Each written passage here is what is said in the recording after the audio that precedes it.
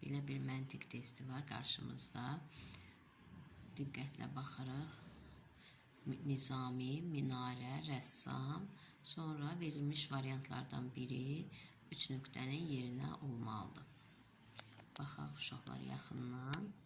Diqqətlə baxandan sonra aydın olur ki, birinci sözün son 2 hərfi ilə ikinci sözün ilk 2 hərfi eyni olur. Nizami, mi ilə bitir. Minarə, mi ilə başlayır. Minarənin son 2 hərfi rə. Növbəti sözün ilk 2 hərfi rə. Rəssamın son 2 hərfi a və m hərfləridir.